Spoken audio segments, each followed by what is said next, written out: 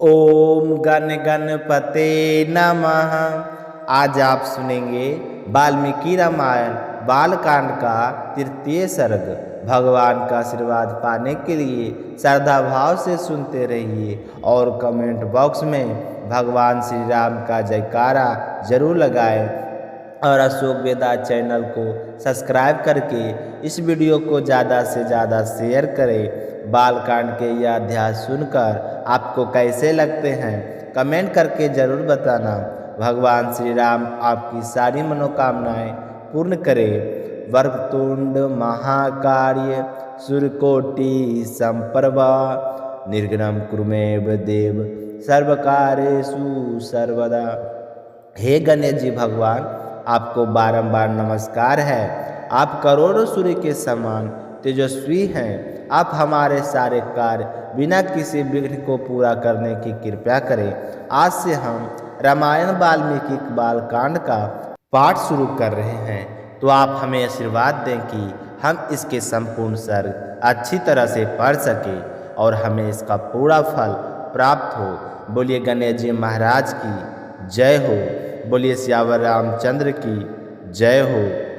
पवन पुत्र हनुमान की जय हो।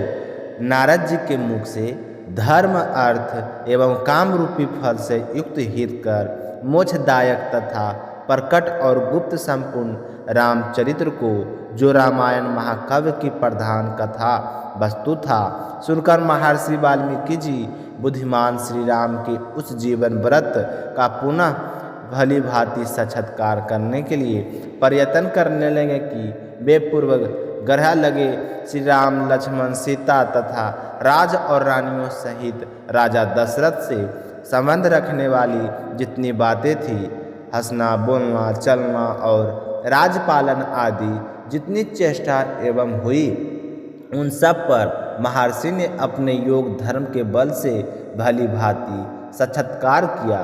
सत्य प्रतीक श्री रामचंद्र जी ने लक्ष्मण और सीता के साथ वन में बिछड़ समय जो जो लीलाएं की थी, वे सब उनकी दृष्टि में आ गई। योग का आश्रय लेकर उन धर्मात्मा ने पूर्व काल में जो जो घटनाएं घटित हुई थी, उन सबको वहाँ हाथ पर रखे हुए आंवले की तरह प्रत्यक्ष देखा। सबके मन को प्रिय लगने वाले भगवान श्री राम की संपूर्ण चरित्रों का समाधि के द्वारा यथार्थ रूप में निरीक्षण करके महाबुद्धिमान महर्षि वाल्मीकि ने उन सबको महाकाव्य के रूप देने की चेष्टा की। यह धर्म अर्थ काम मोक्ष रूपी गुणों से युक्त हो तथा इनका विस्तार पूर्वक प्रतिपादन एवं दान करने वाला है।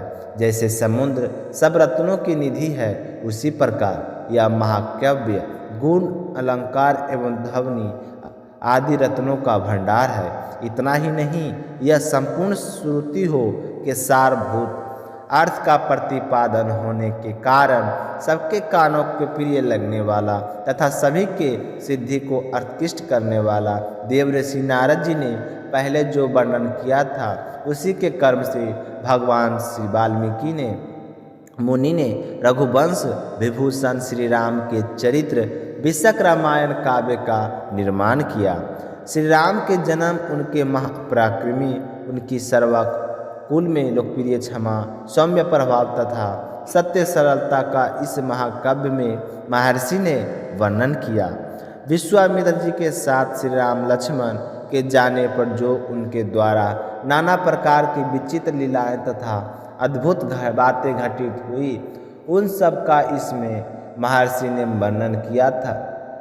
श्री राम द्वारा मिथिला में धनुष को तोड़े जाने तथा जानकी नंदनी सीता और उर्मिला आदि के विवाह का भी चित्रण किया गया है। श्री राम परशुराम समांत दशरथ नंदन, श्री राम के गुण, उनके अभिषेक और कैकेयी के दृष्टा और भगवान श्री राम के राज अभिषेक में विघ्न उन पर वनवास जाना, राजा दशरथ के शोक विलाप और परलोक गमन, प्रजा विषाद साथ जाने वाली प्रजा को मार्ग में छोड़ने, निषाद राजगुहे के साथ बात करने तथा सुत सुमंत को अयोध्या लौटाने आदि सभी में इसमें बताया गया है। श्री राम आदि गंगा के पास जाना, भारद्वाज मुनि का दर्शन करना, भारद्वाज मुनि की आज्ञा लेकर चित्रकूट जाना और वहाँ के नए शोभा का अवलोकन करना, चित्रकूट में कुटिया बनाना, निवास करना, या भरत का श्री राम से मिलने के लिए जाना, उन्हें अयोध्या लेकर आने के लिए प्रसन्न करना, मानना। श्री राम द्वारा अपने पिता को जलाली दान, भरत द्वारा अयोध्या के राज सिंहासन पर श्री राम की श्रेष्ठ पदुका का अभिषेक एवं स्थापन, नंदीग्राम में भरत का निवास, श्री राम का दंडकारण्य में गमन, उनके द्वारा विराट कविता, सर्वंग मुनि के दर्शन, सुतीक्षण के साथ समागम, अनुसुईया के साथ सीता देवी का कुछ काल तक स्थिति, उनके द्वारा सीता जी को अंगराग संपन्न श्री राम आदि द्वारा अगस्त्य का दर्शन करने दिए हुए, वैष्णव धनुष का ग्रहण, सूर्पनखा का स्वाद, श्री राम की आज्ञा से लक्ष्मण द्वारा उसका विरूपण, उसकी नाक और कान का छेदन, श्री राम द्वारा खर दूषण और त्रिशात का पर सूर्पनखा को उत्तेजित करने से रावण का श्री राम से बदला लेने के लिए उठना, श्री राम द्वारा मारीच का व्रत, रावण द्वारा विदेह नंदिनी सीता जी का हरण, सीता जी के लिए श्री रघुनाथ जी का विलाप, रावण द्वारा गेंधर राज जटायु का वध, श्री राम और लक्ष्मण की कवन का भेंट, उनके द्वारा पंपा सरोवर का अवलोकन, श्री राम का सबरी से मिलना और उसके दिए हुए फल को ग्रहण करना, श्री राम का सीता के लिए प्रलाप, पंपा सरोवर के निकट हनुमान जी से भट्ट, श्री राम और लक्ष्मण जी का हनुमान जी के साथ ऋषि मूर्ख पर्वत पर जाना, वहाँ सुग्रीव के साथ भेंट करना, उन्हें अपने बल का विश्वास दिलाना और उनसे मित्रता स्थापित करना और बाली और सुग्रीव का वध करना, श्री राम द्वारा बाली का विनाश, सुग्रीव को राज समर्पण और अपनी पति बाली के लिए तारा का विलाप, शरत काल में सीता जी की खोज कराने के लिए सुग्रीव की प्रतिज्ञा, श्री राम का बरसात के दिनों में माल पर्वत के परस्पर वन नामक शिखर पर निवास, रघुकुल, श्री राम का सुग्रीव के प्रति क्रोध प्रदर्शन, सुग्रीव द्वारा सीता जी की खोज के लिए वानर सेना का संग्रह, सुग्रीव का संपूर्ण दिशाओं में वानरों को भेजना और उन्हें पृथ्वी के द्वीप, समुद्र आदि विभागों का परिचय देना, श्री राम का सीता के विश्वास के लिए हनुमान जी को अपनी अंगूठी देना, वानरों का केवल स्वयं प्रभा गुफा का दर्शन, उनका पर्यायोपेशन, प्राण त्याग के लिए अनशन, संपत्ति से उनकी भट्ट और बातचीत, समुद्र लगाने के लिए हनुमान जी का महेंद्र पर्वत पर चढ़ना, समुद्र को लांघना, समुद्र के कहने से ऊपर बैठे हुए मैनाक का दर्शन करना, उनको राक्षसी का डांटना, हनुमान द्वारा छाया ग्रहणी सिंह का दर्शन एवं निधन, लंका को आधारभूत चित्रकूट पर्वत का दर्शन, रात्रि में समय लंका में प्रवेश, अकेले होने के कारण अपने कर्तव्य का विचार करना, पैदल मार्ग में मिलने वाले अवरोधों को देखना, रावण के मध्य पान स्थान में जाना, उसके अंतरूप की स्त्रियों को देखना, हनुमान जी का रावण को देखना, पुष्प विमान का निरीक्षण करना, अशोक वाटिका में जाना और सीता जी के दर्शन करना, पहचान के लिए सीता जी को अंगूठी देना और उनसे बातचीत करना, राक्षस द्वारा सीता जी को डांट फटकार, त्रिचटा के लिए श्री राम के लिए शुभ सूचक स्वप्न का दर्शन, सीता जी का हनुमान जी को चूड़ा मणि प्रदान करना, हनुमान जी का अशोक वाटिका के वृक्षों को तोड़ना, राक्षस को बजाना, रावण के सेवकों का हनुमान जी के द्वारा संहार तय, वायुनंदन हनुमान जी का बंदी होकर रावण की सभा में जाना, उनके द्वारा गर्जन और लंका का दहा, फिर लौटते बार समुद्र को लांघकर वानरों को मधुबन में आकर मधुपान करना, हनुमान जी का श्री रामचंद्र का आश्वासन देना और सीता जी को फिर चूड़ी मणि समर्पित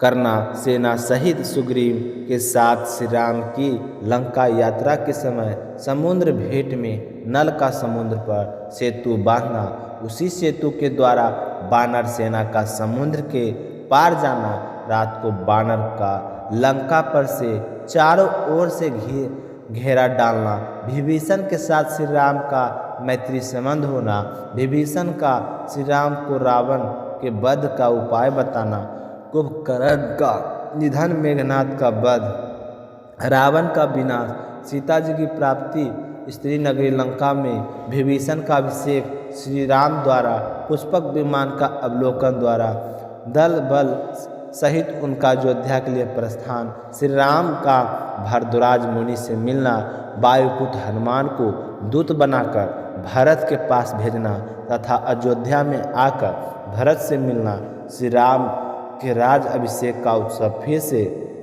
श्री राम की सारी वानर सेना को विदा करना, अपने राष्ट्र की प्रजा को प्रसन्न रखना तथा उनकी प्रसन्नता के लिए विदेह नंदिनी सीता को वन में त्याग देना इत्यादि वृत्तांत को एवं इस पृथ्वी पर श्री राम को जो कुछ भविष्य चिरित था उसको भी भगवान वाल्मीकि मुनि ने अपने कुतिष्ठ महाकाव्य अंकित किया।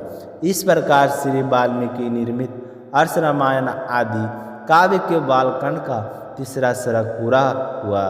सुनकर आप सभी को कैसा लगा कमेंट करके जरूर बताएं आप सभी। अब सुनते हैं दूसरी कथा।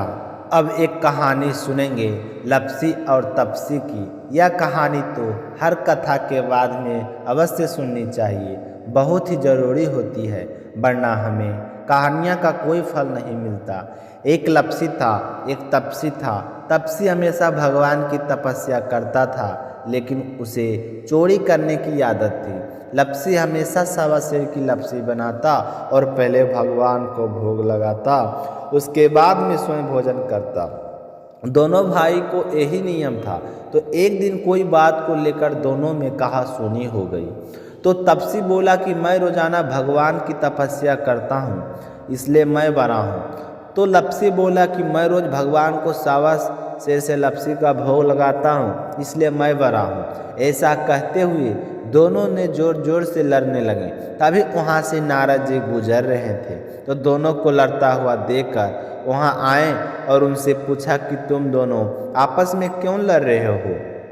तो दोनों ने अपने आप को बड़ा बताया और साथ में बड़ा होने का कारण भी बताया। तो नारद जी बोले कि मैं तुम्हारा फैसला कर दूंगा, कल आऊँगा और बता दूंगा कि तुम दोनों में से कौन बड़ा है। दूसरे दिन लप्सी और तपसी नहाकर अपनी रोज की भक्ति करने आए। तो नारद जी ने छुपकर 1.25 करोड़ की एक एक अंगूठी उन दोनों के आगे रख दी। जैसे ही भक्ति करते हो तपसी की नज़र उस अंगूठी पर पड़ी तो उसने चुपचाप से उठाई और अपने पैर के नीचे दबा ली। लप्सी की नज़र अंगूठी पर पड़ी, लेकिन उसने ध्यान नहीं दिया। उसने पहले भगवान को भोग लगाया और फिर स्वयं भोजन करने लगा, बैठ गया।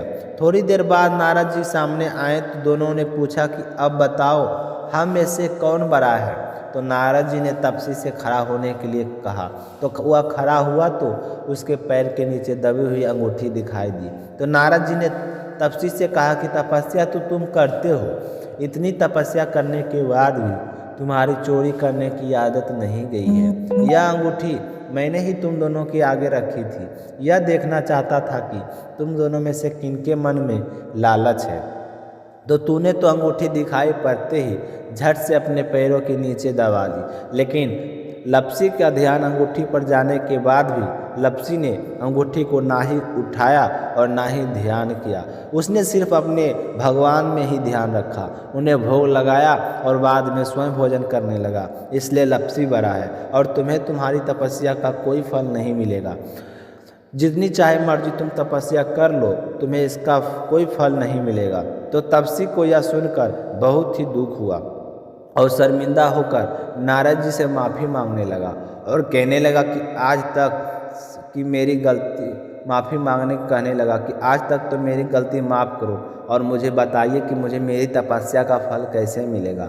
आज के बाद मैं कभी भी चोरी नहीं करूँगा, तो नारद जी ने कहा कि यदि कोई गाय और कुत्ते की रोटी नहीं बनाएगा तो उसका फल तुझे मिलेगा। यदि कोई आदमी ब्राह्मण को भोजन फल करवा कर तुझे दक्षिणा नहीं देगा तो उसका फल भी तुझे मिलेगा। अगर किसी को सूट तिब साड़ी अगर हम भेंट में देते हैं और उसके ऊपर अगर कुछ रुपये नहीं देंगे तो उसका फल भी तुझे मिलेगा। अगर कोई व्यक्ति दिया से दिया जलाए तो उसका फल भी तुझे मिलेगा। अगर कोई औरत आंगन लिख कर चौका नहीं लिपेगी तो उसका फल भी तुझे मिलेगा। यदि कोई व्रत कथा में सारी कहानी सुन ले लेकिन तुम्हारी कहानी ना सुने तो उसका फल भी तुझे मिलेगा। उसी दिन से हर व्रत कथा और कहानी के साथ लपसी की कहानी कहीं और सुनी जाती है। कमेंट बॉक्स में धनधारी भगवान जय हो लिखें और अशोक वेदा चैनल को सब्सक्राइब जरूर करिए। मिलते हैं अगले वीडियो में, तब तक के लिए कमेंट में ज़रूर लिखें। सियावर रामचंद्र की जय हो।